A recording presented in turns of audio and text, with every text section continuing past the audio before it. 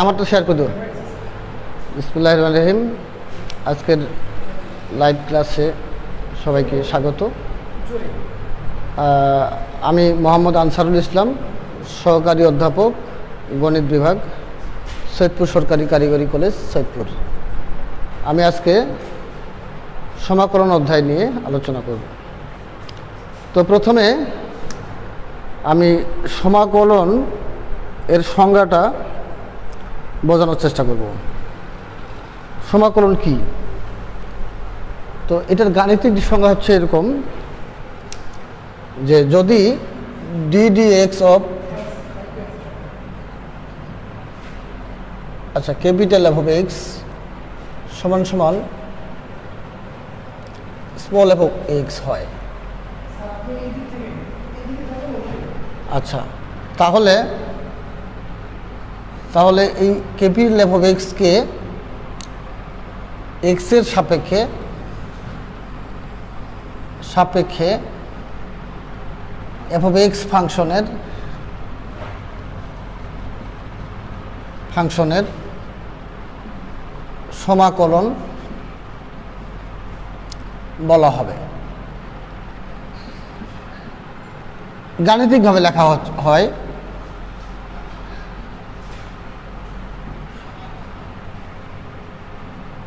হয় F of X, capital F of X equals to integration of F of X DX. তো এখন কথা হচ্ছে যে এই গাণিতিক সংজ্ঞা থেকে আমরা সমাকলনের সংজ্ঞাটা কি বুঝতে পারছি। এটা সহজ কথায় বললে বোঝা যাচ্ছে যে আমরা যে ফাংশনকে ডিফারেন্সিয়েট করি সেটা কিন্তু পরিবর্তিত হয়ে অন্য একটা ফাংশন হয়। সমাকলন দ্বারা আমরা এখানে খুঁজতে চাই যে আমি কাকে ডিফারেন্সিয়েট করে আমি অন্য ফাংশনটা পাচ্ছি। অর্থাৎ সমাকলনটা হচ্ছে যে কোনো ফাংশনকে সমাকলন করার অর্থ হচ্ছে যে আলাদা একটা ফাংশন খুঁজে বের করা। সে ফাংশনটা এমন হতে হবে যেন তার অন্তরস্থ ওই প্রদত্ত ফাংশন হয়।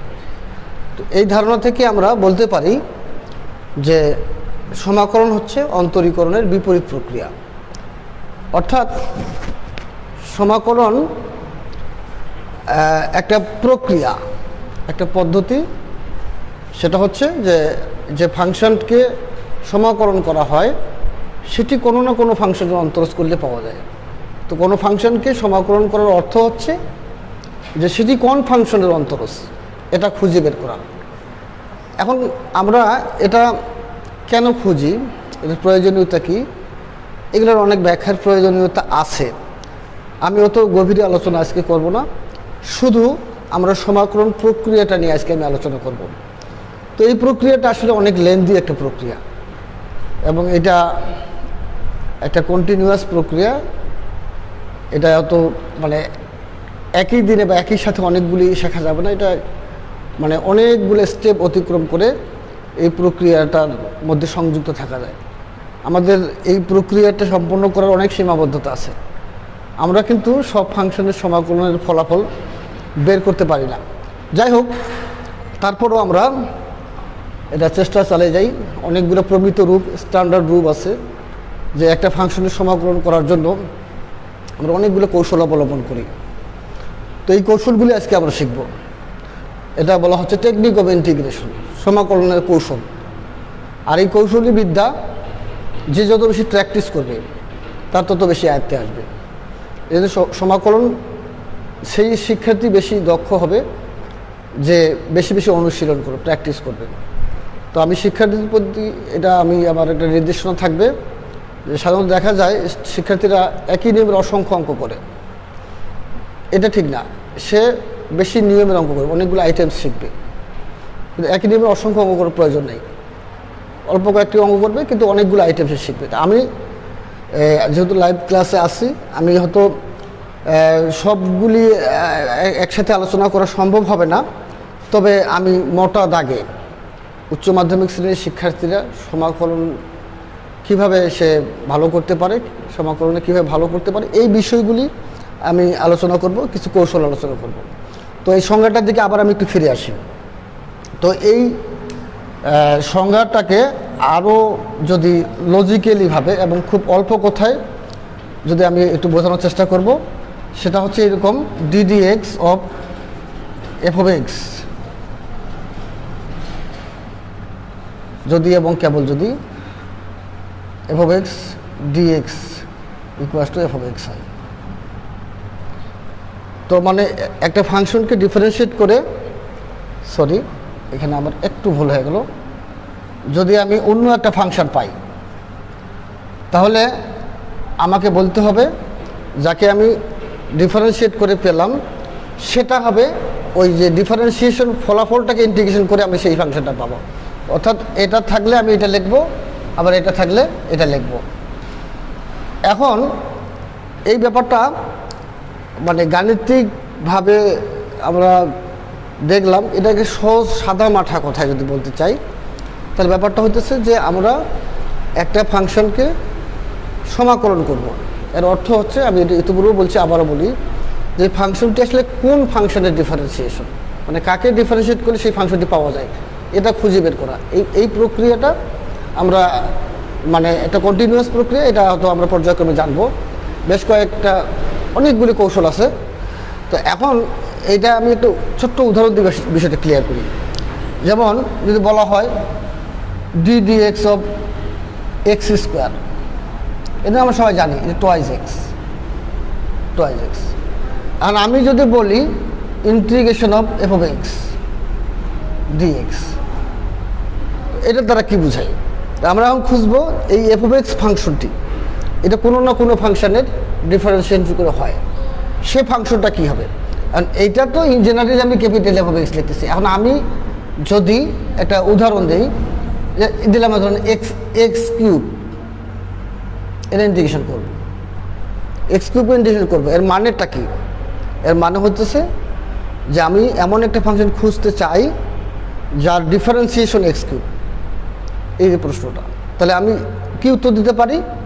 যে এক্স টু দি পাওয়ার 4 ভাগ 4, এটা ডিফারেন্সিয়েট করলে আমি এটা পাবো।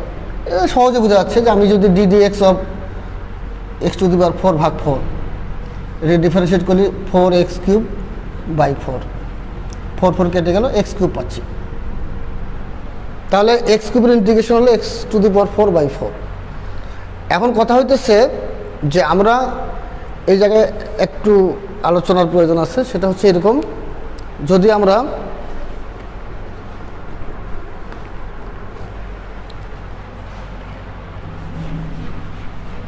আমরা এই F of X plus C এই ফাংশনটাকে ডিফারেন্সিয়েট করি, তাহলে কিন্তু আমি ddx এফ অফ এক্স সিটা কিন্তু ডিফারেন্সিয়েট 0 হবে, অর্থাৎ ddx of capital F of x. তো আমি এটা সংজ্ঞা দিয়ে বোঝানো শুরু করেছিলাম প্রথমেই, যে এটা মানেই কিন্তু হলো স্মল এফ অফ এক্স। তাহলে যে ddx of capital F of X plus C এটা যদি হয়, তাহলে আমাদের ইন্টিগ্রেশন সংজ্ঞা যেটা আমি বুঝালাম একটু আগে, তার মানে F of X plus C equals to integration of F of X DX. তো আমরা এই সিটা যদি আমরা ওই পাশে নিয়ে যাই, তাহলে F of X DX minus C, সিটা এটা পজিটিভ হতে পারে, নেগেটিভ হতে পারে। সেই জন্য এটা কিন্তু মানে সিটা যদি নেগেটিভ হয় তাহলে এখানে প্লাস হবে। আর যদি এটা প্লাসও হয়, তার সামনে যদি মাইনাস থাকে, তাহলে এখানে আসলে আমরা অল টাইম প্লাস চিনি এই জন্যই যে -3 যদি হয়, এর সামনে প্লাস দিয়ে -3 লেখা যায়। তার মানে ব্যাপারটা হচ্ছে যে আমরা যখন একটা ফাংশনকে ইন্টিগ্রেশন করব, তাহলে আমরা নতুন একটা ফাংশন পাবো। অ্যান্ড সে ফাংশনটি আমরা এক্সের ফাংশনই পাবো, বাট ওর সাথে একটা কনস্ট্যান্ট আমরা যোগ করব। এই যোগটা সেটা প্লাস হতে পারে, মাইনাস হতে পারে, এবং এটা আমরা অল টাইম প্লাস সি লিখবো। এইটা আরও স্পষ্ট বোঝানোর জন্য আমি এখানে উদাহরণ দিই। যেমন ddx অফ যদি বলা হয় এক্স স্কোয়ার, এটা আমরা জানি 2x, সবাই জানি। আর যদি বলা হয় টোয়াইজ এক্সের ইন্টিগ্রেশন কত হবে, তার মানে টোয়াইজ এক্সের ইন্টিগ্রেশন করার অর্থ হচ্ছে যে আমরা কোন ফাংশনের ডিফারেন্সিয়েট করলে টোয়াইজ এক্স পাই।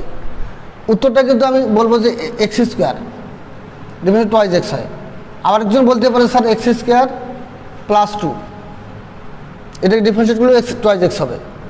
আরেকজন বলতে পারে x² -1, এটা 1 to 0, কাজে এটাও ডিফারেন্সিয়েট করলে কিন্তু টুয়াইজ এক্স হবে। তো এখন দেখা গেছে যে এটা x² +0 হলো, এসে +2 x² -1, এই সবগুলো কথাকে জেনারেলাইজড করে আমরা বলতে পারি যে x² + c। এই c অর্থ মানে এই সিটা 0 হতে পারে, 2 হতে পারে, -1 হতে পারে। এই জন্য একটা ফাংশনকে যখন ইন্টিগ্রেশন করব তাহলে সেটা কার ডিফারেন্সিয়েশন, এই এক্স এর ফাংশনটা আমরা খুঁজে নিব এবং তার সাথে একটা কনস্ট্যান্ট যুক্ত থাকতে পারে। এই কনস্ট্যান্টটা কখন 0 হবে, কখন প্লাস হবে, কখনো মাইনাস হবে, ওটাকে সমাকলন ধ্রুবক বলা হয়। যাই হোক, এখন ইন্টিগ্রেশনের কৌশল নিয়ে আমি একটু আলোচনা করতে চাই। আচ্ছা, আমি এই ফাঁকে আমার লাইভ ক্লাসে কারা যুক্ত আছে আমি একটু কমেন্টগুলা একটু দেখে নেই।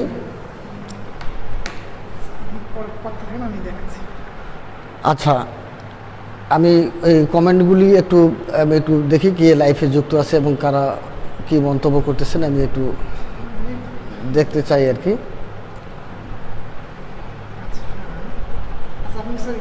আচ্ছা, আমি ওটা দেখব। এর ফাঁকে আমি এই ইন্টিগ্রেশনের কৌশল নিয়ে কথা বলবো। তো ইন্টিগ্রেশনের মানে দক্ষতা অর্জন করার জন্য মানে বিভিন্ন প্রমিত রূপের ফাংশনের সমাকলিত ফলগুলি এগুলি একটু আমাদেরকে, আচ্ছা আমি একটু কমেন্টগুলো একটু দেখে নিই। আচ্ছা, thank you sir Afia Raisa. আচ্ছা, এখানে তো মানে বেশি যুক্ত এখনো হয় নাই। যাই হোক, তোমাদের কারো বুঝতে অসুবিধা হলে, আচ্ছা কারো বুঝতে অসুবিধা হলে আমাকে কমেন্ট করে জানাতে পারো, আমি সেটা রিপ্লাই দেওয়ার চেষ্টা করব। তো ঠিক আছে, আমি ক্লাসটা কন্টিনিউ করতেছি। আচ্ছা, এখন আমি এই জায়গায় আরেকটু মানে আলোচনা করতে চাই, সেটা হলো যখন আমরা একটা ফাংশনকে ইন্টিগ্রেশন করি, আচ্ছা small f of x dx capital f of x plus c, তো আমরা কিন্তু যেই ফাংশনকে মানে ইন্টিগ্রেশন করব এটা কিন্তু এই যে f of x এতকে কিন্তু বলা হচ্ছে ইন্টিগ্রান্ড ফাংশন। ইন্টিগ্রান্ড ফাংশন অর্থাৎ এটা হলো যোজ্য ফাংশন। আর ক্যাপিটাল f of x মানে যাকে আমি সমাকলন করে অন্য একটি ফাংশন পেলাম, ক্যাপিটাল f of x একটা ফাংশন ইন্টিগ্রেশন করে অন্য একটা ফাংশন পাচ্ছি, সেই ফাংশনটাকে বলা ইন্টিগ্রাল ফাংশন। Integral function. আর সিটা হচ্ছে সমাকলন ধ্রুবক, মানে সি হলো সমাকলন ধ্রুবক। যাই হোক, এখন আমি যেটা একটু আগে বলতে চেয়েছিলাম সেটা হচ্ছে যে আমরা ইন্টিগ্রেশন করার জন্য কতগুলি প্রমিত স্ট্যান্ডার্ড ফাংশন আছে, যে ফাংশনের সমাকলিত রূপগুলি আমরা কিন্তু মানে একটু টেকনিক অবলম্বন করলে মুখস্থ রাখতে পারি। যদি বলা হয় যে ddx of x to the power n, এটার ডিফারেন্সিয়েশন কি? আমরা বলি যে n x to the power n minus 1, মানে এটা জানি কিন্তু আমরা ডিফারেন্সিয়েশন। আমি ইন্টিগ্রেশন করি x to the power n, তার মানে এটা নিয়মটা হবে যে x to the power n plus 1 ভাগ n প্লাস 1, এটা প্লাস c, c তো যুক্ত করতে হয়, এটা কারণটা আমি এর আগে ব্যাখ্যা করছি। এখানে n এর মানটা কিন্তু নট -1, মানে এটা একটা এই x to the power n এই আকারের ফাংশনকে যখন আমি ইন্টিগ্রেশন করব তো এই পাওয়ার এক্সিস্টিং পাওয়ার সাথে 1 যোগ হবে এবং সেটা আবার ভাগ হয়ে আসবে। এটা কেন হয় ব্যাখ্যাটাই নিজেই বোঝা যায় যে আমি যদি ডিফারেন্সিয়েট করি তাহলে কিন্তু আবার x to the power মানে এই যে এই পুরো জিনিসটাকে ডিফারেন্সিয়েট করে আবার এই যে x to the power n এটা হতে হবে, যে কারণে আমরা এইটার লেখা ছাড়া কোনো উপায় নেই। কারণ এটাকে আমি ডিফারেন্সিয়েট করলে আমি x to the n পাবো। এটা যদি কখনো আমরা যদি ভুল করে ফেলি আমি নিজে চেক করতে পারি যে আমার এটা রেজাল্ট ভুল হলো কিনা, কারণ একটা ফাংশনের সমাকলিত ফল যেটা হবে সেটা আমি আন্দাজে হাবিজাবি লেখে লাভ হবে না, তাকে ডিফারেন্সিয়েট করি। ডিফারেন্সিয়েট সবাই জানে, ডিফারেন্সিয়েশন প্রক্রিয়াটা অনেক ইজি। তো সে ডিফারেন্সিয়েট করে আমরা মূল ফাংশন ফিরে আসতে পারি, তাহলে আমার রেজাল্ট ঠিক আছে। তো এইগুলা এটা হলো প্রমিত রূপ। এখন এটা মনে করেন x to n এর জায়গায় মনে করেন আছে x to the power আছে, সাপোজ এটা আছে 5, মানে এটা ইন্টিগ্রেশন করবো। তো আমরা যেটা শিখলাম যে এই যে পাওয়ার সাথে 1 যোগ হবে, 5 + 1 নিচে 6 হচ্ছে, প্লাস সি, এটাই রেজাল্ট। অর্থাৎ x to the power N এই আকারে ফাংশন ইন্টিগ্রেশন করলে ওর বিদ্যমান পাওয়ারটার সাথে এক যোগ করে ওটা আবার ভাগ করতে হবে। এরকম আরও বেশ কিছু প্রমিত রূপ আছে সমাকলন করার জন্য। আমি এই মোটা দাগে কয়েকটা একটু আলোচনা করে নিই। যেমন আমরা যদি বলি D d x of 10x, এখন 10x এর যদি আমি এটা ডিফারেন্সিয়েট করি তাহলে আমরা জানি সেক স্কোয়ার এক্স, আমরা জানি। কিন্তু এখন আমি যদি সেক স্কোয়ার এক্সের ইন্টিগ্রেশন করি তাহলে অবশ্যই 10x লিখবো, কারণ আমরা এই 10xকে ডিফারেন্স করলে আবার সেক স্কোয়ার এক্স পাচ্ছি। তো এইভাবে আমরা মানে বেশ কিছু ফর্মুলা আছে, এই ফর্মুলাগুলি কিন্তু আমাদের প্রত্যেকটা টেক্সট বইয়ে মানে একটা তালিকাবদ্ধ করা আছে। আমি শিক্ষার্থীদের অনুরোধ করব যে ওই স্ট্যান্ডার্ড ফাংশনের মানে সমাকলন করার জন্য যে সূত্রগুলি সেগুলি মুখস্থ করতে হবে আর কি। এখন আমি সমাকলন করার কিছু কৌশল আলোচনা করব। প্রথম কৌশল হইতেছে যে সবসময় কিন্তু একটা ফাংশন আদর্শ রূপে থাকে না, মানে এটা একটু এলোমেলো অবস্থায় থাকে। তো এটাকে সিম্পলিফাই করে সরলীকরণ করে সমাকলনযোগ্য ফাংশনের আদর্শ চেহারায় ফিরে আনতে হয়। এই আদর্শ চেহারায় ফিরে আনার জন্য এর বেশ কিছু কয়েকটা প্রক্রিয়া আছে। প্রথম কথা হচ্ছে যে সিম্পলিফিকেশন। এই সিম্পলিফাই করা এটা কিন্তু এক এক ধরনের ফাংশন এক এক ধরনের সরলীকরণ করতে হয়, মানে সমাকলনযোগ্য ফাংশন রূপান্তর করার জন্য। তো এইটা একটু প্র্যাকটিস করে আয়ত্ত নিতে হবে যে কোন ধরনের ফাংশন কীভাবে সিম্পলিফাই করা যায়। যেমন যদি ত্রিকোণমিতিক ফাংশন থাকে সেক্ষেত্রে মানে যদি সরাসরি সমাকলনযোগ্য ফাংশন ওটা হয়ে থাকে তাহলে তো আমরা ইন্টিগ্রেশন পেয়ে যাব। আর যদি না থাকে তাহলে সেটা সমাকলনযোগ্য ফাংশনে রূপান্তর করতে হয়। যেমন আমি এটা উদাহরণ দিয়ে বুঝাই। যেমন এখানে আমরা জানি যে integration of cos X DX, এটা কিন্তু সাইন এক্স, এটা আদর্শ ফাংশন। কিন্তু অনেক সময় দেখা যাবে যে আমাদের সবসময় কজ এক্সের ইন্টিগ্রেশন থাকবে না। এটা থাকলো সাপোজ এখানে থাকলো কজ স্কোয়ার এক্স ডিএক্স, এটা থাকলো, এখন কিন্তু এটা আদর্শ আকারে নাই। সুতরাং এটাকে যদি আমি ইন্টিগ্রেশন করতে চাই তাহলে আমাকে এটাকে সমাকলনযোগ্য আদর্শ ফাংশনের দিকে যেতে হবে। সেটা কি, সাধারণত ত্রিকোণমিতিক ফাংশন যদি ঘাত থাকে ওই ঘাতটাকে ত্রিকোণমিতিক কোণের গুণিতকে রূপান্তর করতে হয়, মানে এটা একটা কৌশল।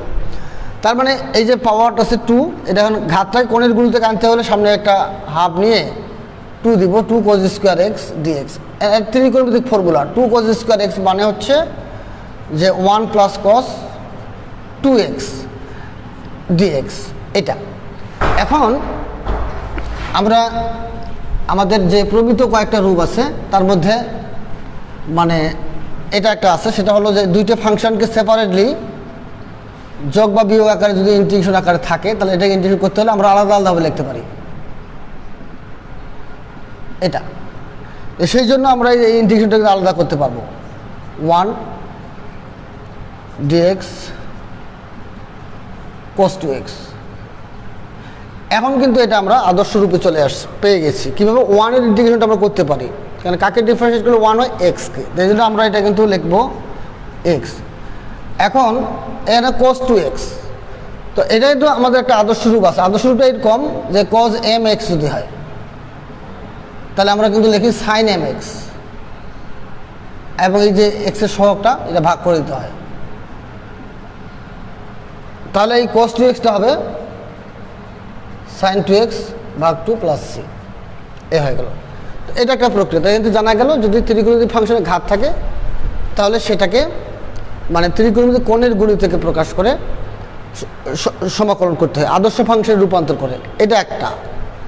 তারপরে অনেক সময় দেখা যায় যে আমাদের একটা ফাংশনের এক্সের ঘাত এটা কিন্তু মানে একটু মানে এলোমেলো করা থাকে। এখন এক্সের ঘাতটাকে অবশ্যই x to the power N আকারে নিয়ে আসে আমাদের আদর্শ যে ফাংশন আছে integration of x to the power N, এটা হলো X to the power N plus 1 plus এইটা আমাদের ইন্টিগ্রেশন আছে suppose 3x two the power 3/2 plus x two the power -1 plus 1, এটা ইন্টিগ্রেশন করতে চাই। এখন অনেক সময় দেখা যায় 1/x থাকলো, এটা এই যে এটা এনে এক্সের ঘাত কিন্তু এক্স টু দি এন আকারে আছে, এই যে 1/x এটা আদর্শ আকারে না, তাহলে আমরা এটি সামান্য একটু সরল করলেই হয়ে যায় 3x two the power 3/2 plus x to the -1 plus 1। এখন এটা আমার পূর্বের নিয়মে আমরা কিন্তু এটা আলাদা করে লিখতে পারি, অর্থাৎ এই যে 3x টু দি পাওয়ার 3/2 এই পাওয়ারের সাথে এক যোগ করে এই জিনিসটার এটাকে নিচে ভাগ করতে হবে, এটা 5/2 হবে। আর এইখানে আচ্ছা এখানে সরি একটু ভুল হয়েছে, সেটা হলো যে 1/x² দিই, কারণ আমরা ওই যে এই সূত্রটার কিন্তু রেস্ট্রিকশন আছে যে n এর মান যদি -1 হয় তাহলে এই সূত্রটা অ্যাপ্লাই করা হয় না। তাহলে আমরা এটা 1/x² যদি থাকে তাহলে এই x টু দি -2 হবে, মানে x two the power n আকারে এই জিনিসটাকে আমরা সাজে নেব। তাহলে এখানে n এর মানটা -2, তাহলে আমি কী করবো -1 যোগ এবং এটা -1 হবে। আর এই যে কনস্ট্যান্টটা, এই কনস্ট্যান্টের ইন্টিগ্রেশন করলে কী হয়, এটা একটা আদর্শ রূপ আছে, যে কোনো কনস্ট্যান্ট ফাংশনের ইন্টিগ্রেশন করলে আমি লিখবো কনস্ট্যান্ট ইন্টু এক্স। তাহলে এই যে 1-এর ইন্টিগ্রেশন কী হবে 1 ইন্টু এক্স, এবং সমস্ত ফাংশনের জন্য একটা কনস্ট্যান্ট যোগ করলেই হবে, এটা হলো সমাকলিত রূপ। তাহলে এইটা একটা ইন্টিগ্রেশনের কৌশল। আচ্ছা আমি একটু দেখি লাইফে যুক্ত আছে কারা কারা। আচ্ছা কিসের গুরুত্ব আরেকবার বলেন, আরেকবার স্যার। স্যার একটু বড় করে লিখেন, স্যার খুব ভালোভাবে বুঝতে চাই, কিন্তু ভালোভাবে বুঝতে চাই তো আমি তো চেষ্টা করতেছি ভালোভাবে বোঝার জন্য। আচ্ছা ঠিক আছে, আমি মানে একেবারে প্রাথমিক পর্যায়ে আছি, আমি আরও একটু ডিটেলস বলার চেষ্টা করব। মানে এই প্রক্রিয়াটা একটা সহজ প্রক্রিয়া। মূল কথা হইতেছে যে একটা ফাংশনকে ইন্টিগ্রেশন করার অর্থ হচ্ছে সেটা কোন ফাংশন ডিফারেন্সিয়েশন এটা খুঁজে বের করা। এই খুঁজে বের করার কাজটা আমরা কেন করব এটার ব্যাখ্যা কিন্তু অনেক বেশি লম্বা লেকচার লাগবে, এটা আমি এখানে আলোচনা করব, এখন করার পর্যাপ্ত সময় হবে না। এখন এই যে যাকে আমি ইন্টিগ্রেশন করব সেটা কোনো না কোনো ফাংশন ডিফারেন্সিয়েশন, অ্যান্ড সেই কার ডিফারেন্সিয়েশন সেটা এটা খোঁজার প্রক্রিয়াটা এটা একটা অনেক লম্বা প্রক্রিয়া, অনেকগুলি কৌশল অবলম্বন করে কাজ করতে হয়, এবং এটা এমনই চ্যালেঞ্জিং কাজ যে আমরা কিন্তু অজস্র ফাংশন আছে যাদের সমাকলন করতেই পারি না, মানে ওইটা হয়তো আমাদের এখন ওই কৌশলটা এখন আবিষ্কারই হয়নি। তো আমাদের প্রমিত কিছু নিয়ম কানুন আছে, কতগুলা স্ট্যান্ডার্ড রূপ স্ট্যান্ডার্ড আইটেমের ফাংশন আছে যেগুলি আমরা সমাকলন করতে পারি। উচ্চ মাধ্যমিক লেভেলে একটা সীমাবদ্ধ মানে আইটেমের অঙ্কগুলোই থাকে। তো এই সমস্ত আইটেম মোটামুটি এই আইটেমগুলি যদি আমরা প্র্যাকটিস করে নিই তাহলে ওই ধরনের অঙ্কগুলোই পরীক্ষায় আসে, এবং ওই আইটেমগুলো আয়ত্ত করতে পারলে আমাদের দক্ষতা বাড়বে। কিন্তু আমাদের শিক্ষার্থীরা কী করে, বেশ অনেক অঙ্ক করে, বাট নির্দিষ্ট কিছু নিয়মের অঙ্কগুলোই করে, ফলে তারা কিন্তু একটু অঙ্ক চেঞ্জ করে দিলে আর পারে না। আমি ওই পুরো আলোচনাগুলি হয়তো একই সাথে সবগুলো সম্ভব না, তারপরেও আমি মোটা দাগে কীভাবে সমাকলনটাকে ভালো করা যায়, সমাকলনের দক্ষতা বাড়ানো যায়, আমি এই কৌশলটা নিয়ে একটু এই কথাগুলো নিয়ে একটু আলোচনা করতে চাই। তো প্রথম যেটা বললাম সেটা হচ্ছে যে ফাংশনটি সমাকলন করতে বলছে, কিন্তু এটা সমাকলনযোগ্য আদর্শ ফাংশনের চেহারায় নাই। সেক্ষেত্রে আমি ফাংশনটাকে সরল করব, করার পরে সমাকলনযোগ্য আদর্শ ফাংশনের চেহারায় ওটাকে ট্রান্সফার করে ইন্টিগ্রেশন করব। অ্যান্ড সমাকলনযোগ্য ফাংশনে রূপান্তর করার জন্য অনেকগুলো পদ্ধতি আছে, তার মধ্যে অন্যতম একটা পদ্ধতি আছে যে ফাংশনটির চলক প্রতিস্থাপন করা, অর্থাৎ ফাংশনটি যে আকারে আছে সে আকারে ইন্টিগ্রেট করা যাচ্ছে না, বাট চলক প্রতিস্থাপন করলে আমি ফাংশনটাকে কিন্তু আদর্শ চেহারায় সমাকলনযোগ্য করার আদর্শ ফাংশনের চেহারায় নিয়ে যেতে পারি। তো এই যে এই প্রতিস্থাপন মেথডের অঙ্কগুলি আমাদের উচ্চ মাধ্যমিক লেভেলে সবচেয়ে বেশি সংখ্যক অঙ্ক থাকে। তো আমি কিভাবে প্রতিস্থাপন পদ্ধতিতে একটা ফাংশনের সমাকলন করতে পারি এই বিষয়টা নিয়ে আলোচনা করব। এই নিয়মটা হচ্ছে এইরকম, এটা মনোযোগ দিয়ে শুনতে হবে কথাটা, এটা খুব ইম্পর্ট্যান্ট একটা কথা। যদি কোনো ফাংশন মানে সমাকলন করার আদর্শ ফাংশনের চেহারায় না থাকে তাহলে ফাংশনটির কোনো একটা অংশকে এমনভাবে নির্বাচন করে অন্য একটা চলক ধরতে হবে যাতে ওই নির্বাচিত অংশের অন্তরজ করলে তারপরে চলক প্রতিস্থাপন করার পরে সিম্পলিফাই করার পরে ফাংশনটির যে চেহারা আসবে সেইটা আদর্শ ফাংশনের রূপ ধারণ করবে। তারপরে আমরা আদর্শ ফাংশনের সূত্র ব্যবহার করে সমাকলন করব, এবং শেষে যে চলক আমি রিপ্লেস করছিলাম প্রতিস্থাপন করছিলাম সেই প্রতিস্থাপিত চলকের মানটা লাস্টে বসাই দেব, দিলেই আমি রেজাল্ট পেয়ে যাব। কারণ এই ব্যাপারটা হয়তো একটু লম্বা আলোচনা হয়ে গেল, আমি মনে হয় একটু উদাহরণ দিয়ে বিষয়টা বুঝালেই শিক্ষার্থীরা সহজে বুঝতে পারবে। যেমন আমি একটা উদাহরণ দিই, ইন্টিগ্রেশন অফ e⁻x², এটা হচ্ছে এক্স ডিএক্স। এটা এই ফাংশন যদি ইন্টিগ্রেশন করতে হয় তাহলে আমাদের কিন্তু সমাকলনযোগ্য আদর্শ ফাংশন যেটা সেটা হলো e⁻x। এটা ইন্টিগ্রেশন কিন্তু e⁻xই হয়, প্লাস সি থাকবে জানি। কিন্তু এখানে কি আছে e⁻x² এক্স ডিএক্স, মানে এটা কিন্তু আদর্শ চেহারার কোনো ফাংশন না। মানে এই ফাংশনে ইন্টিগ্রেশন করা যায় এরকম কিন্তু স্ট্যান্ডার্ড কোনো ফাংশন আমরা জানি না, আমরা এটা ইন্টিগ্রেশন করতে চাচ্ছি। সেক্ষেত্রে কী করতে হবে, ফাংশনের কোনো একটা পার্টসকে আমরা এমনভাবে অন্য একটা চলকে প্রতিস্থাপন করব যাতে করে যে চলকটাকে আমি ধরলাম সেই চলকের মাধ্যমে এই ফাংশনটি ট্রান্সফার করব, এবং যাকে আমি অন্য চলক ধরবো সাধারণত জেড ধরা হয়। তো এখন কাকে আমি জেড ধরবো, এটা খুব চ্যালেঞ্জিং কাজ। এই স্টুডেন্টরা এই জায়গাটাতে অনেক প্রবলেম ফিল করে। তো আমি এটার কৌশল কিছু দেখাই দিচ্ছি। যেমন প্রথমত ই এর ঘাতকে জেড ধরবা, ই এর ঘাতকে জেড ধরবে। 2 নম্বর হলো যে ত্রিকোণমিতিক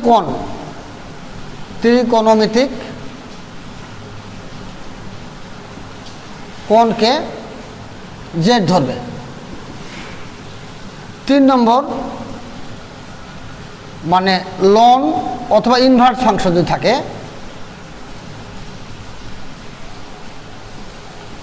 এটাকে জেড ধরবে। রুটের ভিতরে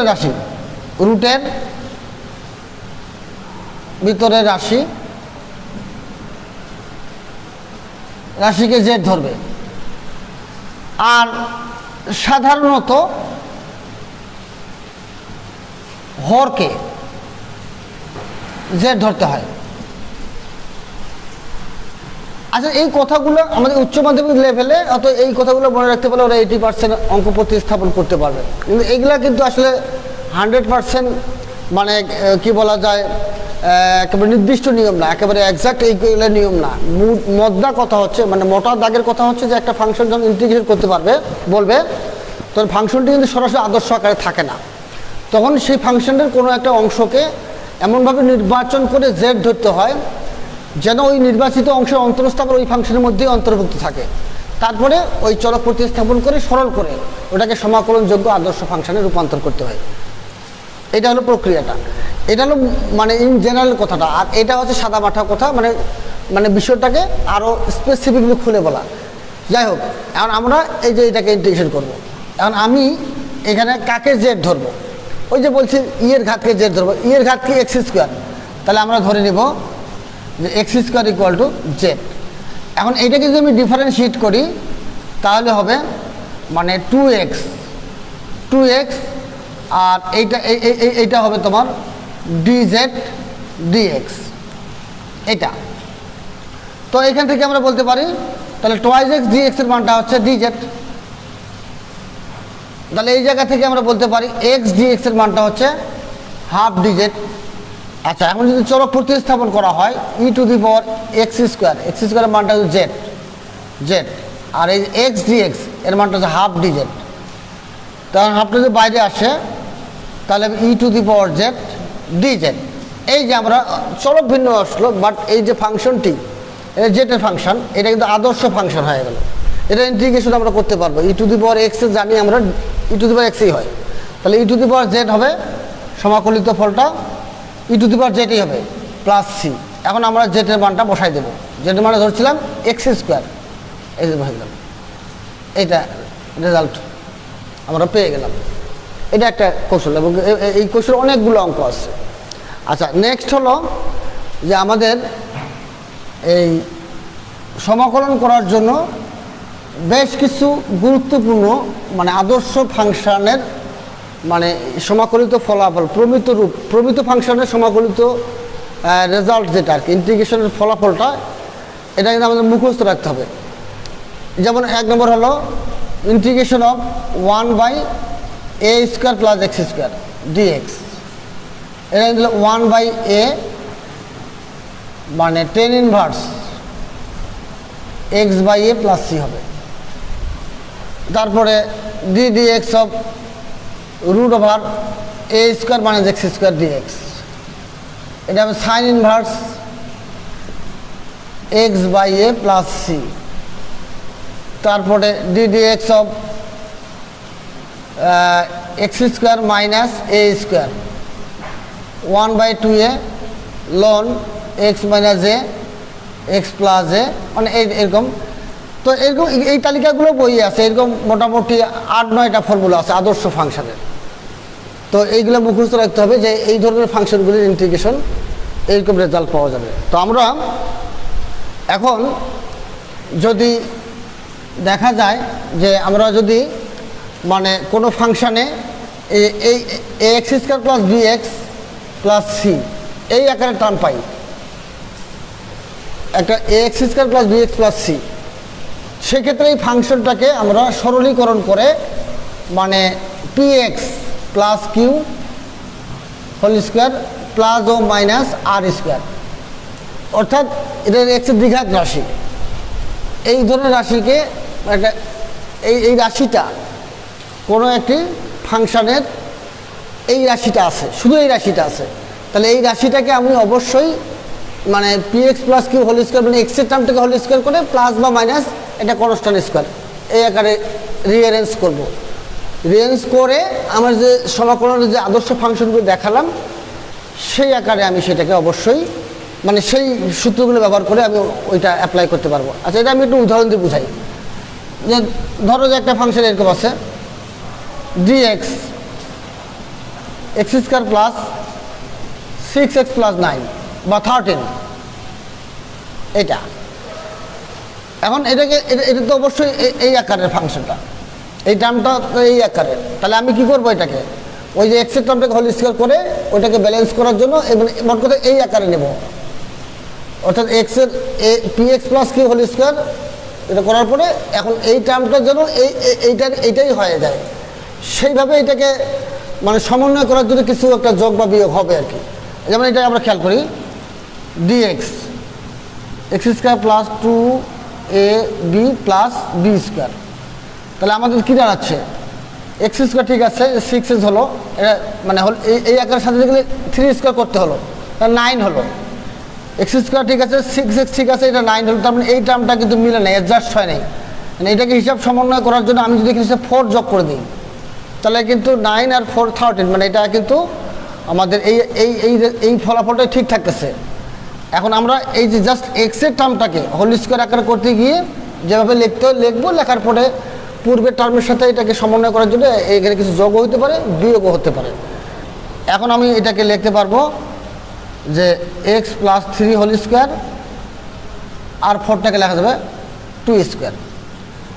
তাহলে এই এক্স প্লাস 3 মানে এটা যদি এক্স মনে করি আর এটাকে এ মনে করি, তাহলে আমাদের ওই যে প্রথম সূত্রটা যেটা আমি একটু আগে দেখালাম ওই সূত্রের আদর্শ রূপে চলে আসছে, অর্থাৎ dx x square plus a square, এর ইন্টিগ্রেশনটা হচ্ছে 1/a tan inverse x by এ।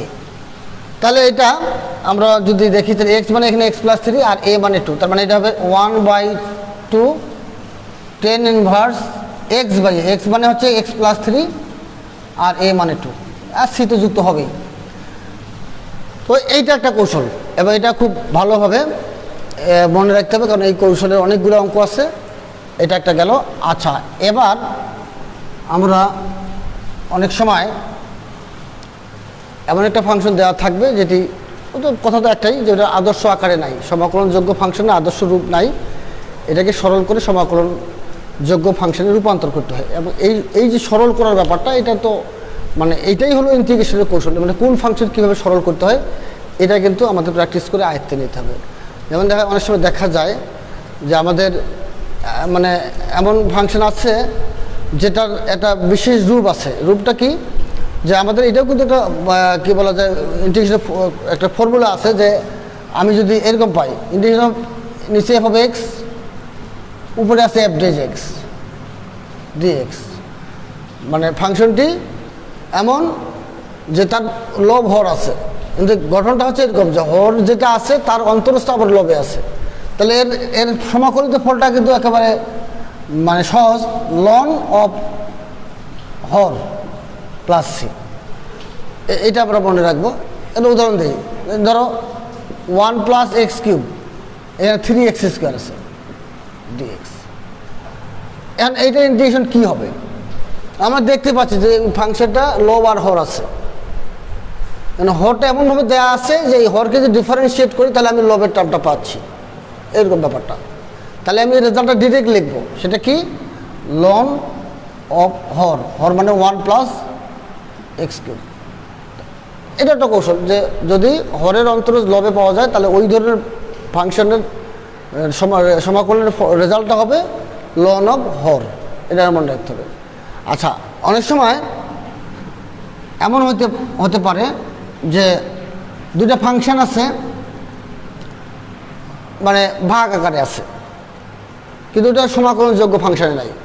যেমন আমি একটা উদাহরণ দিই, এক্স প্লাস 1, এখানে আছে X minus 2, X plus 3 DX. এটা কিন্তু সমাকলনযোগ্য ফাংশন নয়। এই ফাংশনগুলোকে ইন্টিগ্রেশন করতে হলে এগুলোকে আংশিক ভগ্নাংশ করতে হয়। আচ্ছা, আংশিক ভগ্নাংশ করার জন্য তখন সেক্ষেত্রে আমাদের আংশিক ভগ্নাংশ করার জন্য আমাদের এটা আবার একটা পদ্ধতি আছে, সেটাকে বলে অভিজ্ঞতা লব্ধ পদ্ধতি। সেইটা আবার এটা একটা আলোচনার বিষয় থাকে, এটা অনেকেই জানে যে মানে সংক্ষিপ্ত পদ্ধতিতে এটাকে আংশিক ভগ্নাংশ করে আমরা যদি ইন্টিগ্রেশন করি তাহলে কিন্তু মানে অল্প 2-3 লাইনে অঙ্ক শেষ হয়ে যাবে। এটা একটা পদ্ধতি। আচ্ছা, আর খুব গুরুত্বপূর্ণ একটা প্রক্রিয়া হলো এরকম যে যদি দুটো ফাংশন গুণ আকারে থাকে তাহলে সেটার ইন্টিগ্রেশন আমি কীভাবে করব? এটার জন্য ফর্মুলাটা হচ্ছে এরকম, মানে ইউ একটা এক্সের ফাংশন, ভি একটা এক্সের ফাংশন, এটাকে ইন্টিগ্রেশন করা হচ্ছে। এর রেজাল্ট হবে এরকম, ইউটা বাইরে থাকবে, ভি এর ইন্টিগ্রেশন হবে মাইনাস ইন্টিগ্রেশন অফ ফার্স্ট ফাংশনের ডিফারেন্সিয়েশন আর সেকেন্ড ফাংশনের ইন্টিগ্রেশন যা হবে সেইটা পুরো এই ফার্স্ট ফাংশনের ডিফারেন্সিয়েশন, সেকেন্ড ফাংশন ইন্টিগ্রেশন, এইটা যা হবে সেটাকে আবার পুরোটাকেই এক্সের সাপেক্ষে ইন্টিগ্রেশন। মানে দুটো ফাংশন গুণফলের ইন্টিগ্রেশন করার জন্য এই ফর্মুলাটা আমাদেরকে মুখস্থ রাখতে হবে।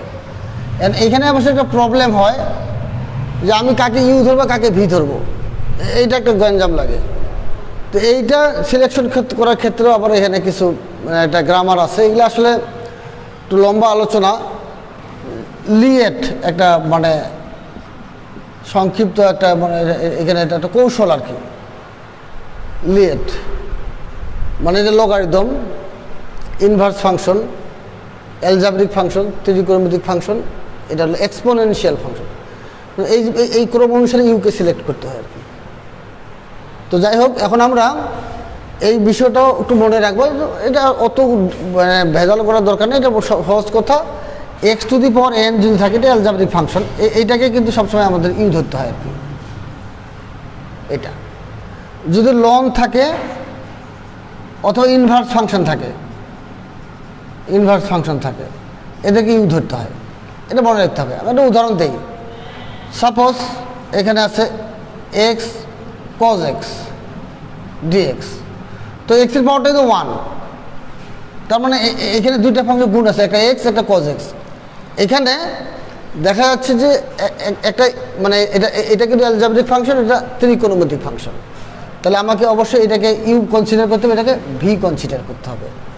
তাহলে আমাদের ফর্মুলা অনুযায়ী কী বলে যে এই প্রথম ফাংশনটা বাইরে থাকবে, সেকেন্ড ফাংশনের ইন্টিগ্রেশন হবে, তারপরে সূত্রে মাইনাস ইন্টিগ্রেশন অফ ফার্স্ট ফাংশনের ডিফারেন্সিয়েশন, সেকেন্ড ফাংশনের ইন্টিগ্রেশন এবং পুরো ফাংশনটাকে আবারও ফাইনালি ইন্টিগ্রেশন। তাহলে কোজ এক্সের ইন্টিগ্রেশন কিন্তু আমরা জানি যে প্রমিত ফাংশন এটা সাইন এক্স হয়, এক্সের ডিফারেন্সিয়েশন 1 আর কোজ এক্সের হবে সাইন এক্স। তাহলে এখন 1 ইন্টু সাইন এক্স মানে কিন্তু সাইন এক্স, অ্যান্ড সাইন এক্সের ইন্টিগ্রেশন করার অর্থ হচ্ছে এটা মাইনাস কোজ এক্স, এটা আদর্শ ফাংশন, প্লাস সি, আর এখানে যা আছে তাই থাকলো, এটা রেজাল্ট। এটা হচ্ছে দুটো ফাংশন গুণফলকে ইন্টিগ্রেশন করার কৌশল। এর পরবর্তীতে আমরা দেখতে পাবো যে একটা ফাংশনকে ইন্টিগ্রেশন করা হচ্ছে একটা নির্দিষ্ট সীমার মধ্যে। সেটা সেই সেই মানে ইন্টিগ্রেশনগুলি আমরা এর পরের ক্লাসে আলোচনা করবো ইনশাল্লাহ। তো আজকে ক্লাসটা এই পর্যন্ত থাক। সবাইকে যুক্ত থাকার জন্য অসংখ্য ধন্যবাদ। সবাই ভালো থাকো।